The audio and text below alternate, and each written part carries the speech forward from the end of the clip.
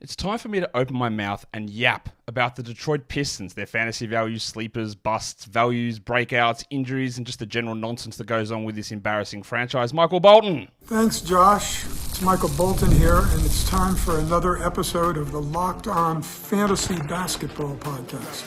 Let's get to it. Let's get to it, indeed. You are Locked On Fantasy, your daily NBA fantasy podcast. Part of the Locked On Podcast Network, your team every day. Hello and welcome to the Locked On Fantasy Basketball Podcast, brought to you by Basketball Monster. My name is Josh Lloyd and I've been a nasty girl. I'm also the lead fantasy analyst at basketballmonster.com, and you can find me on Twitter as always at redrock_bball, on TikTok at redrock_bball, and on Instagram at Locked On Fantasy Basketball. Today's episode is brought to you by FanDuel. You can start the season with a big return. On FanDuel, place your first $5 bet and get $200 in bonus bets guaranteed. Go to FanDuel.com to get started. Thank you also for making Locked On Fantasy Basketball your first listen every day. We are free and we are available on all platforms. So hit the old subscribe button, leave a comment on YouTube, subscribe and follow on audio platforms. And of course, if you have a spare thumb, I am in the thumb receiving business. So give us one of those.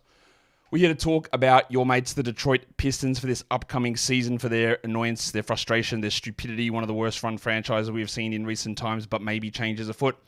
One of the worst GMs we have seen in recent times. Troy Weaver is gone. He is back to being just a Las Vegas resident. No, he's not. He's advising the Wizards. Monty Williams has eaten $80 million. Congratulations to him on the biggest heist of all time, because his plan was relatively obvious. And now we see what they do with a new front office, a new head coach, the same man as an owner who just really enjoys the phone call business in prisons. We'll see exactly how all of that pans out and whether these new hires make a lick of difference or not. They've tried to remake their team, and we'll see. We'll see how it goes. What we want to talk about now, though, just quickly again, Locked On Fantasy Basketball Bowl. What do you want to talk about? The drafts. Yeah, the drafts are going to be starting really soon. Still check your emails. There are still invites going out. There are still quite a few people who haven't responded to invites, so they're going to get their asses kicked right out. And new invites going out. We're just going to keep cycling through until we fill this up with people who actually want to be there. So be checking your emails for that part of it. All right, Pistons.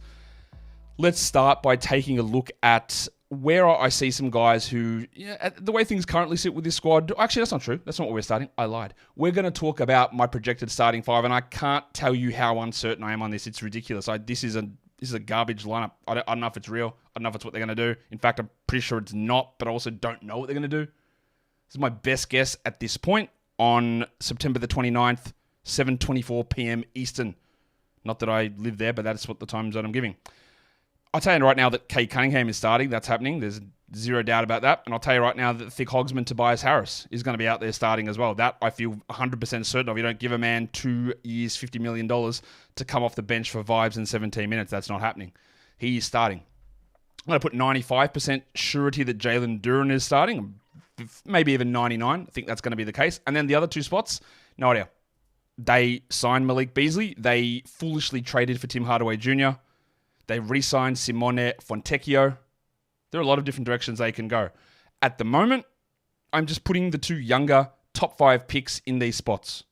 Jaden Ivey at the 2 and Asar Thompson at the 3. But like I said, is this the lineup that gives you the best chance of winning? Probably not, honestly. If you had Malik Beasley and Fontecchio at the 2 and the 3, while there's absolutely no future in those guys, and having Fontecchio, Beasley, and Harris as your 2, 3, 4 has no development, but maybe it gets some of these guys back on track. But in terms of winning and spacing and better basketball, I think that's the answer. But will they do that? Ivy, I don't think Jaden Ivey is going to last on this team, to be honest, just because I don't think that the way that he plays and his deficiencies mold well with everyone else. But are they also in that position where they think they need to make that decision right now? Again, I don't know. And Asar Thompson has his huge strengths and huge weaknesses, but does he make sense with Jalen Duren and a non-shooting Jaden Ivey? Probably not. So maybe it would be Asar and Beasley. Maybe it's Fontecchio and Ivey. I honestly don't know. So I would say that there's probably 7 guys who could be in that mix to start. So we've got Fontecchio, Beasley as the other 2 players here. Maybe Tim Hardaway, but I really doubt that that's going to be one of the guys that they go with. But that's my early on projection for who I think can be the starting group. So, who are the undervalued players as things currently stand? And usually on a Detroit Pistons team like this, you'd get like some real like massive opportunities, some real big gaps in perceived value, but I'm not sure that it exists quite to that degree this season. I will start with the thick hogsman, Tobias Harris. Originally on Yahoo, I thought he was maybe placed a little bit too high. Sorry, a little bit too low, but I think that's sort of come in now. He's ranked at 64th, which is totally reasonable. Understanding that if you look at per game stuff on a straight 9-CAC basis for last season, Harris was a top 50 player playing in Philadelphia, right? I don't view head-to-head rankings that way, as you're well aware. So to me, he was in like the 70s, 80s, but still, he's going to a situation where he's almost assuredly going to touch the ball more and have more usage. But the fact that he's got an ADP on ESPN of 97 and a rank of 107 for category leagues is absolutely foolish to me. I see no reason why this makes sense. Do we think he's getting that much worse? Do you think they're paying him and he's going to play 26 minutes a night? I don't think any of that stuff's going to happen. I'm not saying that Toby is good. Like, I gave him the Thick Hogsman nickname for a reason, because he's boring as shit and I wanted to spice up his profile. I wanted to give him something to hang on to, or maybe someone else to hang on to. Either way you want to look at it. But those numbers are crazy. And in points leagues, he's ranked 84th on ESPN with an ADP of 97 as well. And I think he's just better than that. You might hate Tobias Harris. Cool. You might. And I do not think he is as good as what some people, or maybe what that contract may have initially thought, or even this current contract. But I also think he's way better than what these numbers suggest. And he's actually going to go under the lens a little bit later on. I do have the passport legend here, Jalen Duren, as undervalued. For category leagues, his ADP is 97 on ESPN and his rank sits at 112. I don't have any idea why that would be the case. Like, he was obviously nowhere near that bad last season. I think he was like top 50 or top 60. Yeah, he had multiple ankle injuries, but he's a 6'10" center who's 21. He played 29 minutes. He averaged 14 and 12. He flashed a little bit of passing, 2.5 assists. 62 from the field's elite. Somehow got to 79%. Yeah, maybe that's true. 79% from the free throw line. So I don't really get why he would be positioned in that area on ESPN. Now, I will say this about Duren, is that, yeah, he does have a lack of spacing and shooting, and I don't think that's ever going to come. And defensively, like, he's legitimately terrible. 0.8 blocks and 0.5 steals, but it's not just about those defensive numbers. It's about just the fact that he just lets guys go past, he doesn't contest well at the rim, all that sort of stuff. And with the addition of Tobias Harris, the re-signing of Simone Fontecchio, I'm not sure that Isaiah Stewart's going to play any minutes at the 4 at all, which is one of the biggest W's of all time. But you could make an argument that Isaiah Stewart, at the moment, at the current stage, could impact winning right now more than Duren. I'm not sure that that's true, but I'm also not going to rule it out. Also, does that mean that, like, so we're going to go from Stewart playing 31 minutes a night, which is what he played last season. So if Duren gets these 29, 30 minutes again, so Stewart's going to be an 18-minute-a-night player? I don't know about that. I don't know if that's true. Now, when I talked to Kuka Hill about the Pistons, he said, yeah, he's pretty sure they're locked in on Duren as the starter. But like, every day that goes past, I go, what if they're not? They didn't draft him. He has clear deficiencies. Stewart is there, and I'll talk about Stewart more later. So while I think that rank of 112 is crazy, I'm getting a little worried about how they're going to use him. Is there any room for that minutes role to grow, or could it actually shrink on this team? So I have some worries about how that goes. The third person I have on this list is not someone that we need to consider really in any draft at all. Well, that's not true. But not on any 10 or 12 team draft, and we're talking more dynasty stuff, but even deeper leagues. The 5th overall pick, which is the guy that I had at number 2 overall on my board for this draft, or maybe ended up number 3. Anyway, he was a high-level player. It is Ronnie Holland, the second, Dutchie. Because Yahoo's got him ranked at 593. Now, just for reference, there's about 570 players in the NBA. So 593 seems like, I don't know, a little bit low. So when we're talking about the deepest of deep leagues and keepers and all that sort of stuff, you're going to have to scroll down very, very far to find Ronnie down there. He's only 19. He's incredibly young. 32 minutes with 28 usage in the G League last season. And yeah, you know what? He can't really shoot. But players coming into the league with super high steal rates, which he had 2.3, 0.9 blocks. He averaged almost 20 points and 7 rebounds. Played a lot of power forward in high school and played a lot of the 3 with ball handling roles in the G League, which is probably not what he's going to do. Yeah, shooting is a problem. He's hyper athletic. He can defend well. The steal rate's super encouraging. He does take threes. They don't always go in. And I think there's the idea that he's an Asar Thompson level shooter, and that's not quite true. 46 from the field, 73 from the line. That's okay. So I just want to highlight Ron. I don't think he's going to start. I don't think he's going to play enough minutes or have a large enough role to be in a fantasy value situation. But remember, This is Trajan Langdon's first draft pick with this team. This is JB Bickerstaff's first season with this team. So maybe they don't care about Asar as much. Maybe they don't care about Ivy. They re-signed Fontecchio and Harris, and they brought in Beasley and Hardaway. So these old holdovers, maybe they're just not as much attachment to them as we might suspect or hope, or however you want to phrase it. So it is just worth mentioning that Holland is at 593, which is very, very clearly too low. Today's episode is brought to you by FanDuel Sportsbook, as the NFL season is here. Obviously, you can start the season with a big return on FanDuel, America's #1 sportsbook. In the middle of the game, you might be sitting there watching, you go, I think I see something. I think I've got a hunch. I think something's developing here. Well, you can go to FanDuel, you open the app, and the same page where you would go and place your bets, you can look at the live stats updating as the game is going on. You've got live play-by-play on there as well, so you can see what's tracking. You can go back and look at the previous plays and go, yeah, that's actually tying into what I thought and what I saw and where we can go from here, so you can place those live bets. And if you are thinking of becoming a new customer, now's a great time, because if you place a $5 bet, your first $5 bet, doesn't matter if you win or not, you get $200 back in bonus bets guaranteed. That's it. $5 turns into $200 in bonus bets. The easiest $200 in bonus bets you will receive. So go to FanDuel.com right now to get started, and don't forget to gamble responsibly. So we've looked at undervalued players. On the flip side of that is overvalued players, and it is true that if you do have undervalued guys, they can still pop up on the overvalued players list, because we're talking different formats, different sites, different rankings, different ADPs, and that's where the passport legend Jalen Duren does appear, because his rank on Yahoo at the moment is 51. And for a category league, I do get it. There is an element of risk because of the things I all just mentioned, but in a points league, I'm not even sniffing him at 51 for a points league. That's just crazy to me to even consider that, not even discussing the risk associated with what I suggested before. So that, if you're in a points league and you see him on the top of your draft board at 51, you're going, what are we doing? We're passing that to the 70s, 80s. No way we're looking at him there. So that's one to be aware of, just again, because we can have guys who are values and non-values, just depending on the way the situation shakes out. As much as I love Asar Thompson, and I thought it was the correct pick for the Pistons at the time that it happened, I think that ranking him at 105 for category leagues on ESPN is just setting you up for failure. Like I said at the start of the show, I don't know that he's going to start. I don't know how they value him. Can they play him and Ron Holland together? What about Hardaway? What about Beasley? What about Fontecchio? He played 25 minutes last season, Asar. He's 6'6", 6'7", 17 usage, one of the worst shooters you will ever see in the NBA. Although, towards the end of the year, he wasn't hitting like 12% of threes. It was like 27, which is still shocking, but it's an improvement. 9 points, 6 rebounds, 2 assists, 1.1 steals, and 0.9 blocks. Now, I'll say this. He is one of the best rebounders at his size I have ever seen. He does defensive stuff that, honestly, at times I have never seen someone be able to move and recover and anticipate the way that he does. It is insane, the stuff that he can do. But at 105, let's talk 12-team leagues. That's your 9th best player with uncertainty in role, potential bad percentages, low scoring, low threes.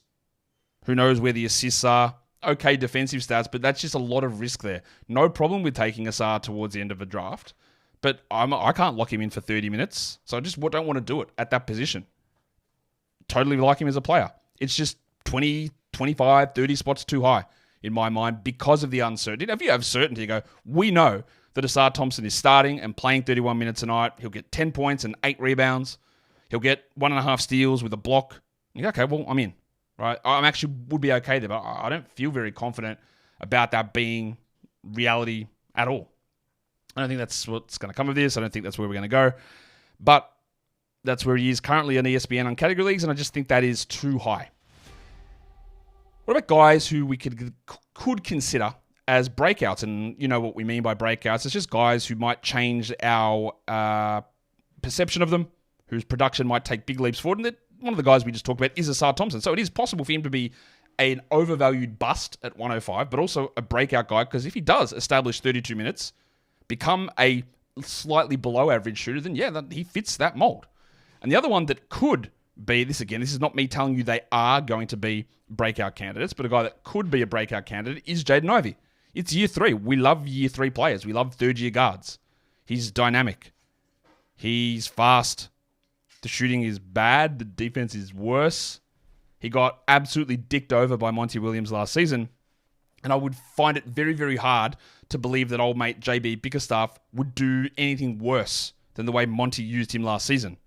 To be fair to Monty, if they were trying to win games, and that I'm not sure how true that was because they clearly didn't, then Ivy's issues and inconsistencies and incompatibilities means that maybe you didn't want to start him. But they couldn't win games. The move of benching him and jerking his minutes around in 11-man rotations and consistent lying to the media, which is literally exactly what Monty did. It did not help his development and it did not help win games. So no matter what approach he was going for, he failed either way. But this season, what if JB is like looking to win those games and then there's this established role of Jaden, you are a sixth man only? It's possible. He still, despite the struggles, despite the Monty Williams of it all last season, he played 29 minutes with 26 usage, Jaden Ivey. He averaged 15 points, but only 4 assists and really bad defensive numbers, and 43 and 75 is subpar on both percentages. Now, again, maybe he just completely unlocks and the minutes go way up, the usage holds, he actually learns to be a better passer, he defends and he shoots well.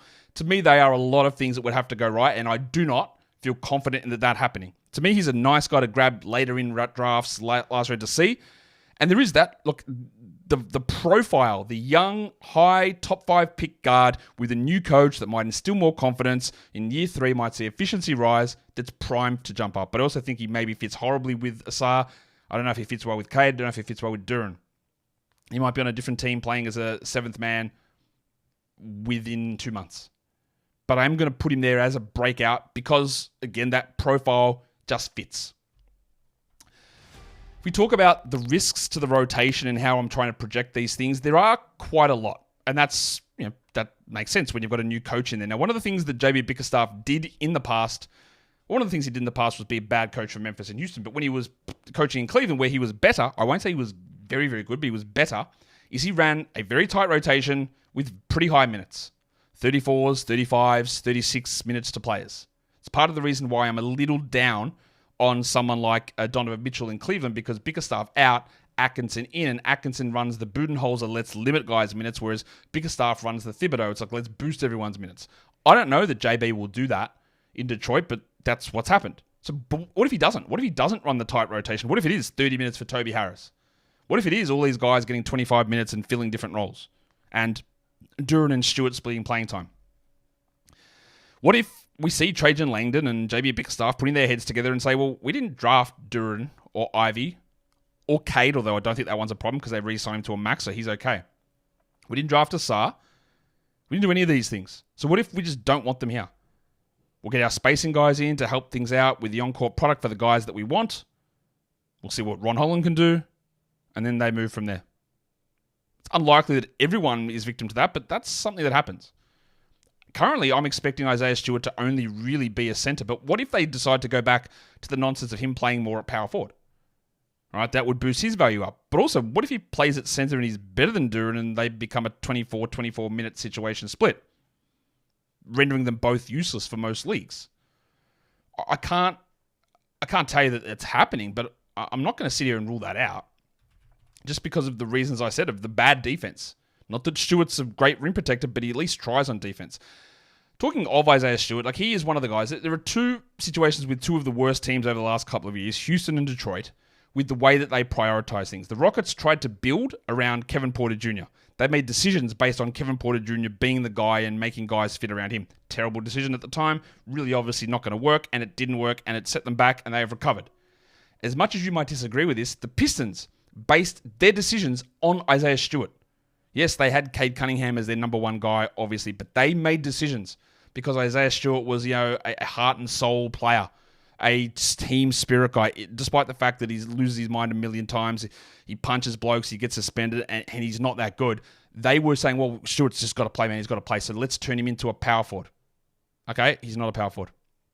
Well, he's this guy that's just got to get big minutes. He's so important to our squad. We've got to make sure that everyone's fitting around Isaiah Stewart. No, you don't. And the way that trying to shoehorn him into different positions meant that the spacing was worse for Cade.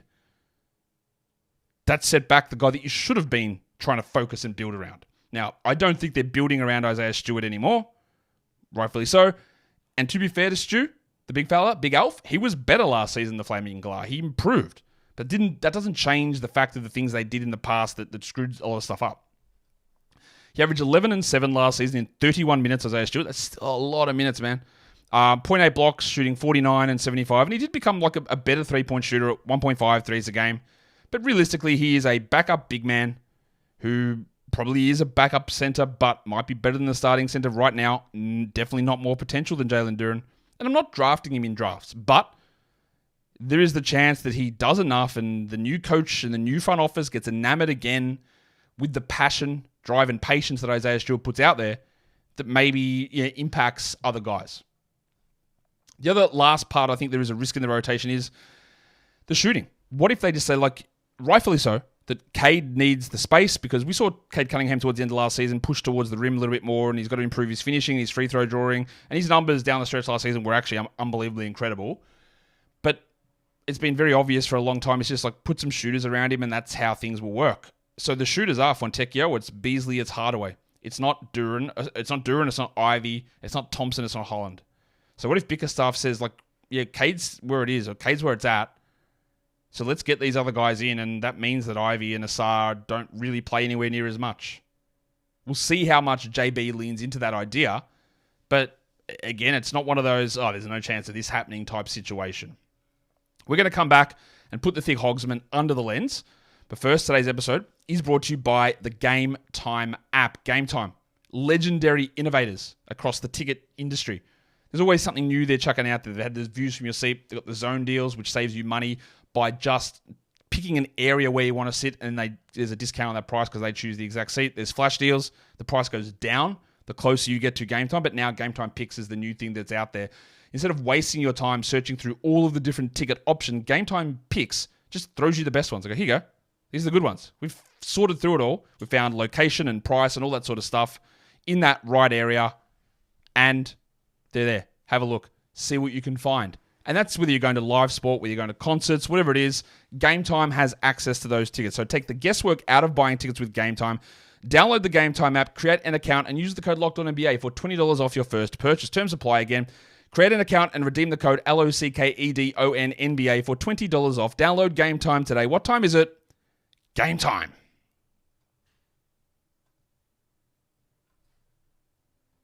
So let's do it. Let's put Tobias Harris under the lens. The first mock draft that I did back in August, I picked Toby in the 50s, and people lost their mind about it.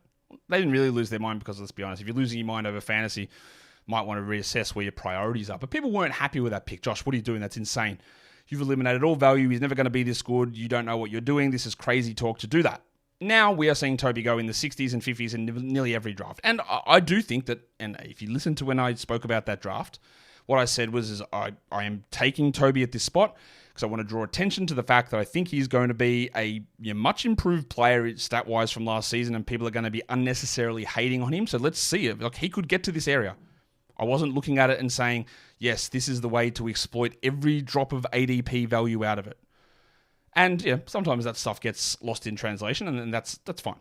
But let's dig into what Harris is, because I think people have got this idea that Toby was terrible last season. And to be fair, at the end of last season, he was. Joel Embiid was out, and he really couldn't seem to do much. There are a lot of factors in that. Some of it is Nick Nurse. Some of that is the fact that every person in Philadelphia seemed to hate this man. And some of that stuff wears on you. And it also did appear to me that this idea of him going back to Detroit was basically set in stone from mid-season. This seemed like it was always going to happen. But if we have to just look into the real numbers of Harris, I think that there is just I don't know what the right way to phrase this is. What he does gets misrepresented. Like, he's a pretty good shooter.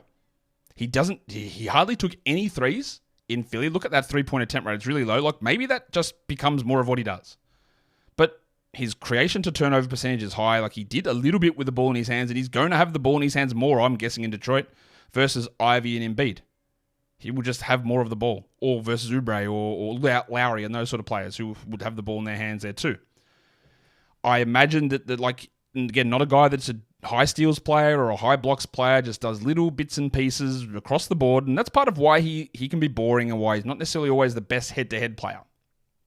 But I do imagine just he can sit with his team, the role increases marginally in terms of where usage goes, and we see an improvement. Like last season, again, he was a top 50 player by straight 9-cat rankings. That is not how I assess the value of players. As you're aware, I will tell you this a million times. Last season for -1 rankings, I had him 84th. That's actually an improvement from where he was the year before, where he was 114th, and at times he struggles. He played 34 minutes with 21 usage last season, Harris. I just think that the 34 minutes can easily hold. The 21 usage could go to 24 very simply. He averaged 17 and 6 with 3 assists, a steal, and shot 49 and 88.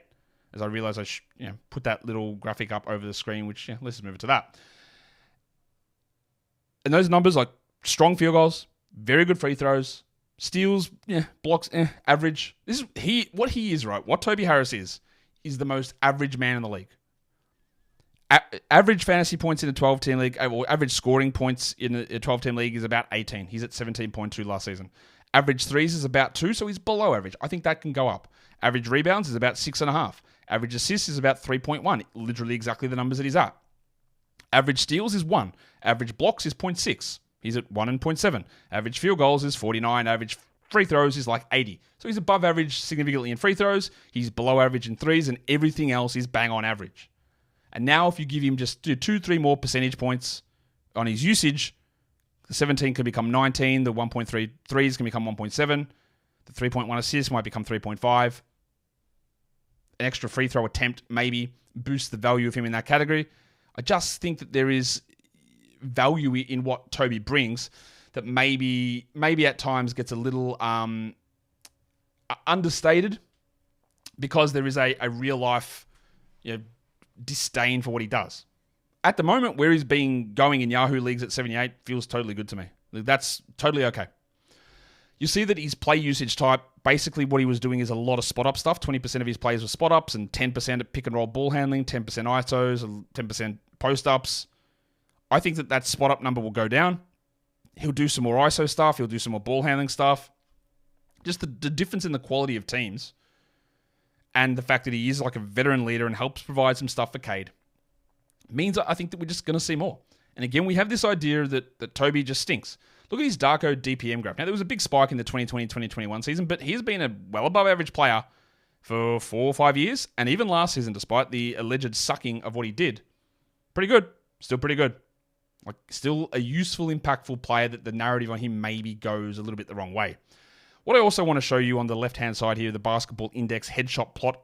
I've gone back a few seasons here with a bunch of different players. Y-axis is offensive involvement rate percentile, and the X-axis is the LeBron percentile, which is another all-in-one metric. And I've done the last 4 years. Now, in the top right corner, it's Tobias Harris from 2021. That is really before Max's breakouts on the Simmons teams. He was in the 90th percentile for LeBron and 80th percentile for offensive involvement rate. Now, obviously, as things have happened and he has dropped back, and you can see him in 2024 and 2023, his LeBron percentile is like 81st. His offensive enrollment rate is down to 70th in that area. The guy up the top that's with him in that LeBron/offensive involvement rate is 2024 Franz Wagner, 2023 Franz Wagner. All right, Franz Wagner. A guy that goes in the 50s in most drafts and people think is an up-and-coming star, which is true. And Toby's on the way down in his career and Wagner's on the way up. But if we get even like Toby getting close back to the 2021 version, it's a pretty useful player. It's ahead of any season that Deni Avdija has had. It's ahead of any season that Andrew Wiggins has had in the last 3 years, which are all players that play similar positions with similar sort of stat sets. And Harris has been there, and he's up there on that Franz Wagner level, but we treat him like he's on the Andrew Wiggins level. So again, I just think there are quite a few indicators that suggest that if you are letting him go to 100, you're probably doing that wrong.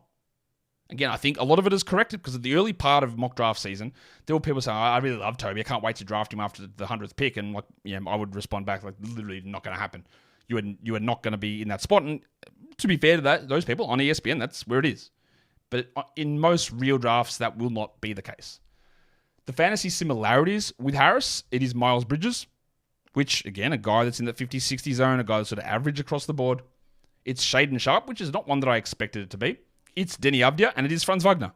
There's obviously differences there. Wagner's a guy that's a top 50 player. Shaedon and Deni are going outside the top 100. And Bridges is top 70. But I think that Harris, who's got that thicker blue line there, and you see that projects higher than most, he should be going with the Bridges and the Wagners, and not with the Avdijas and the Sharpes. Whereas a lot of, I guess, popular ideas would suggest, or popular thoughts would have him in that zone with those later round picks. But again, I do think that is corrected somewhat. On the downside of Toby, I'll say this. He's old, so decline phase is there. And often when you join a new team, there can be adjustment periods and maybe we don't hit the numbers that we expect. So that is a risk as well. But I just think we've got enough buffer here on Toby Harris to feel relatively okay. If we take a look now on the Pistons team at where some injury concerns lie, you're going to hear Asar Thompson's name again because last season ended due to the scary blood clot situation. It appears to be fine. But media days are starting to happen now. We're getting information trickle out about players that we didn't know before. I believe that Asar is okay here. Jalen Duren suffered multiple ankle sprains last season. Expect that he is okay, but that has been a recurrent thing for him as well. And then last season, Isaiah Stewart did end the year early due to tanking and hamstring injuries. This is 2 years in a row that the Ides of March have got Isaiah Stewart as well. I'm not saying that the shoulder and the hamstring weren't real injuries, but I definitely think that he could have returned from that hamstring injury towards the end of the season. But again, we've gone through where Isaiah Stewart sits a little bit already. Let's take a look at the Pistons and their fantasy schedule coming up for this season. They've got 51 quality games. That sits right in the middle of the pack. It's pretty good. 15 back-to-backs is on the high side. 13 maximum game weeks is on the low side. And their playoff schedule, it's fine. If you finish on March the 23rd, they go 4-3-4. If you finish on March the 30th, it's 3-4-3. Yahoo default is 4-3-3. And then ESPN default is 4-3-3-4. So it's fine. It doesn't stand out as anything massively huge there. They're sort of right in the middle of the pack of everything schedule-related, which doesn't give us much leverage to do anything with. The youth invasion, we're looking at players under the age of 23. I am not going to include Cade Cunningham in this. He has turned 23 already, and there's a number of other guys we can talk about. I have Cade as probably like a top 15 dynasty guy, probably top 10, to be honest, if you want to look at it that way. I think that, I know there are people who will say that his season last season was bad, and a real waste from a fantasy perspective, and I could not disagree with that more, to be honest. If you want to go, again, you know what I'm going to say. If you want to go by straight 9-cat rankings, you've got to be able to tell me with a straight face that you believe Tobias Harris was 90 spots better than Julius Randle last season. You've got to tell me that you would have preferred Max Strus on your team than Paolo Banchero by 50 spots. Like, you have to say those things with a straight face. You have to tell me that you think that Trae Young and Giannis were fourth-round players. Like, if you can tell me those things with a straight face, then sure, believe the other stuff. But if you can't, if you don't buy into those, then don't buy into that Cade was bad. Cade was 42nd last season, despite a really poor start and really poor spacing around him. I think he's a fine third-round pick again this season. And he still does have first-round upside. Whether he hits it or not, I don't know. But he still has it. And his second half of his post-All-Star break period was like running as a top 30, top 25 type of a player. Now, to talk about the actual guys who I've got on this under 23 list, there's a few of them that are there. And look, we've got these metrics and they try to be as all-encompassing as possible with the Bazemore thing, and you can change the sliding scale of the variability in terms of rebuilding and contending to see how it matches, and it's never going to be 100% correct. And even me, from a subjective point of view, will look at this and go, Jalen Duren with a top 50 Bazemore ranking, I'm not certain on that. Part of the reason it likes him is age, what he's been able to do so far and get good minutes with strong percentages as well. That's an encouraging part of it. And he can easily be top 50 even this season, redraft-wise. So top 50 dynasty does make some sense given his age. But also I worry that what if the defense is never there and he just ends up becoming a 24-minute-a-night, minute-split center over his career? I'm not going to throw that risk away. I've got Asar Thompson and Jaden Ivey both as top 100 guys. But if I had to pick between the two, I would pick Asar. But there are definitely concerns. Like, what if he just can never shoot to a high enough level? He is not the playmaker that his brother is. He's probably a slightly better defender. The shot is horrible. We know this. And obviously his situation is bad too. So he could be a lot better than this, but it's no guarantee. Like if I had to subjectively say Asar, like I'd probably put him top 75. But I would have a men top 25, top 50 easy in that sort of area. And Ivy, yeah, like the skills are there. Like the speed is there. The dribbling, the penetration stuff is there, but we haven't seen it at all. So top 100 is more just a bet on the fact that there's been some minutes and some decent production at times and some okay moments, but not feeling super great on that. Ron Holland, I did really like him. He's not an Asar Thompson level of shooter, so he can be better than Asar in the shooting area. There's quite a few positive indicators from him. People just discount anything anyone does in the G League Ignite, so that's why people soured on him. But I've got him still top 100 in Dynasty. And then the other one that we haven't mentioned yet, and we'll get to now, obviously, because I'm just about to say his name, it's Bobby Klintman, who played at Wake Forest 2 years ago and then came down to Australia and played for Cairns in the NBL. And then in Summer League, he was great, I thought, Klintman, a guy that's had numerous different roles. When he plays for his Swedish national team, he's like a point forward. He didn't really do that much in Cairns last season. He's a 22-year-old, 6'9" forward center. He played 22 minutes a night in the NBL. He averaged 10-5 with an assist and a steal and shot 43 and 81. But what he did improve last season is he became a very strong free throw shooter. I think he's going to develop into a really good three-point shooter. I think he's going to develop into a very strong transition player. And then we saw in Summer League that passing stuff came back, and he passed unbelievably. He was running like a point forward. So there's a few little things that we've seen flashes that are good, and then they drop off and they become good again. But putting them all together, can he be an efficient transition guy who shoots threes and hits free throws and passes and generates blocks? Yeah, like all those little parts and pieces are there. Putting it all together, I'm not sure. He is 22. He's a second-round pick. I'm not sure where the minutes are, but I would love to see him get playing time behind Tobias Harris straight away, right now. But Asar and Holland and Fontecchio are all still there. So I've got Klintman at the moment as top 225 just because it is hard for a second-round player to make that sort of inroad, but there is definitely a lot of stuff about what he does that's quite intriguing. In terms of the most risk-reward player, based on the individual variance of the categories that they have strengths in, it is Asar Thompson. That shouldn't be a surprise. Steals is one of his big strengths, and blocks is also one of those. He's not a high scorer, which is a stable stat. Variance of 81 spots in categories and 5.1 in fantasy points. Now, again, the 81 spots in category league variance means that maybe he is way better. Maybe he is a top 70 player if a lot of things come together. Or maybe it drops way off and we can't even consider him. And this doesn't even consider minutes and other players around him. So he was the main risk-reward guy on this team. In terms of players who are over the age of 29 that are starting to hit that decline phase of their career, one of them is the Thick Hogsman. So we have to acknowledge that Toby Harris is older. And Tim Hardaway, for whatever reason, joined this team. I think that was one of the most underrated bad trades of the offseason. Yes, I know that Quentin Grimes wanted to go home to Texas and he's got a real bad knee problem, but giving him away, taking back Hardaway, and not really getting anything asset-wise, in fact, giving up at the asset in Grimes is weird management. So that makes me worry a little bit that they're going to try and give Hardaway more minutes. He is incredibly hot on cold. He had really big scoring game in one game in the playoffs, but bad most of it. 14 points with almost 3 threes. He doesn't do anything else. No steals, no blocks, bad field goals. He's a good free throw guy. Played 27 minutes in Dallas, but if he plays 27 minutes here, that means Beasley and Ivy and a bunch of other guys aren't going to.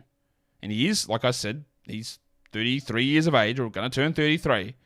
I'm definitely not drafting him, but he's another name that's in that mix of guys they brought in who can shoot that maybe it is just Beasley and Hardaway playing the 2 and the 3, and it's not Fontecchio, and it's not Holland, and it's not Asar, and it's not Ivy. There's a lot of weird names on this team that something is going to annoy us.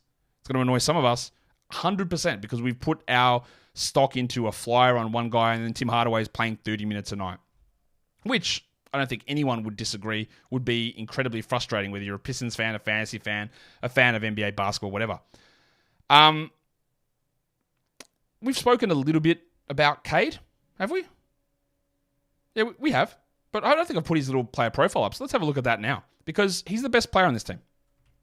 Cade Cunningham, last season, averaged 23, 4, and 7.5 assists. 7.5 assists passing to these spuds. Almost 2 threes, 45 and 86 from the line. Now, he did have some real problems with his shooting numbers early in the season. I think he's going to be able to settle in, best case for him, at 46.5, 47. But 23 points on 32 usage is not ideal. What you want him to do is be able to get more free throw attempts. And I think that will start to come here for him in year 4. Hopefully we get a better situation with a better coach and better guys around him, because the way Monty again treated him last season was terrible. And Cade would go and sort of complain after a game and show frustration, and Monty would just sort of hand wave him, go, look, what are you doing? Shut up, Cade. We don't need to hear your complaints. Again, not a great thing to do to the face of your franchise. So I think Cade is a very clear third-round player this season who, if you took him in round 2, is actually reasonable. I actually don't think there's a problem with that. Because getting a, let's say, 24-point guy with 4 rebounds and 8 assists is great. Also remember that before Jalen Duren became entrenched as the starting center, Cade was like a 5.5, 6 rebound player. That's pushing towards that James Harden style of fantasy guy. Now, I do believe that Duren's going to start, but if he doesn't, and if they do phase away at any point from Duren, I think Cade's rebounds would rise. He also doesn't offer much in the defensive stat department, but that can, if he came out and averaged 1.3 steals next season, it's not a surprise. That is how much these categories vary. I am, again, firmly on the area that Cade is good, and Cade has got a lot more to show, and he's been really, really hamstrung by the organization. Some of that is him as well. I'm not going to say he's a perfect player at all. But I also think that there are, at times, some underrating things that go on with him and his production and the way that it even translates to fantasy, because I think it translates pretty bloody fine, to be honest. Leaky Beasley came across from Milwaukee. He started the season as their starter, ended the season on the bench behind Patrick Beverley, which shows you how well that went. He played 30 minutes a night with really low 15 usage, and I think he'll get higher usage in Detroit. 11 points, almost 3 triples, and what this man does is he just gets up threes.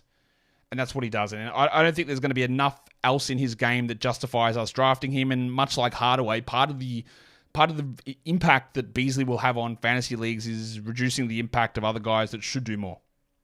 He could easily start, very, very easily, just because that spacing for Duren, that spacing for Cade is incredibly important. Simone Fontecchio came across last season in a trade with the Jazz and was really good.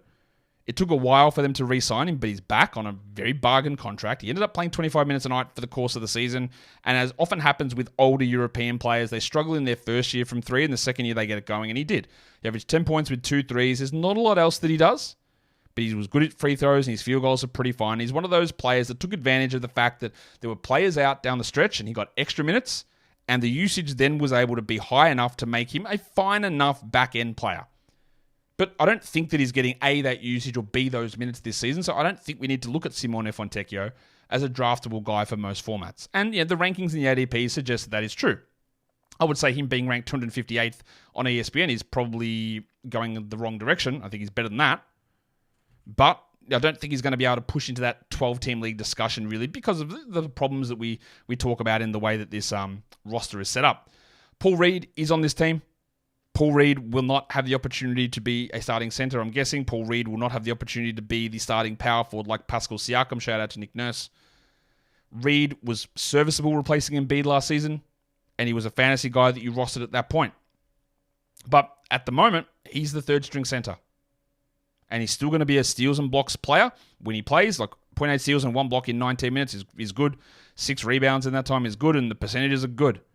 He still remains a very good permanent fantasy producer, but that opportunity to be that guy who gets 25 a night, it doesn't exist for Paul Reed. So that's how we assess it. And the other guy that I haven't talked about on their roster is Marcus Sasser, and I'll tell you right now, I just don't think he is very good. He is an undersized point guard who's not really a point guard. He's in year 2. He's 6'4". He played 19 minutes with 21 usage last season. He's not 6'4", my bad. Sorry, he's 6'1". He's not that big.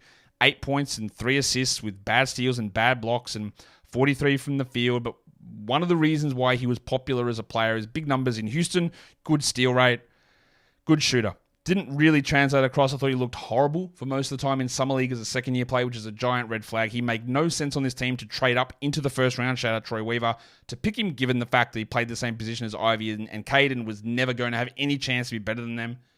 And I don't really know what the purpose of him on this team is. Honestly, the guy they got as a two-way guy, Denise Jenkins, I think is better than him already.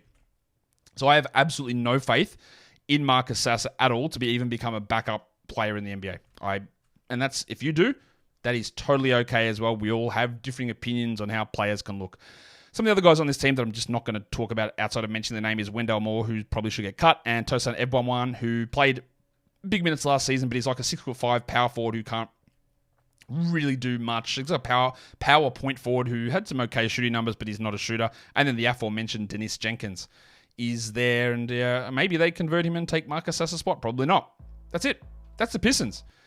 We are going to come back later today, and we're going to talk about the Dallas Mavericks and their fantasy value, so stay tuned for that. And in the meantime, hit the thumb up on the video, check your emails for the Locked On Fantasy Basketball Bowl. I'm going to have an announcement about the FBI World Cup as well coming out soon too. We've got some entries for that, which we're going to throw out there also.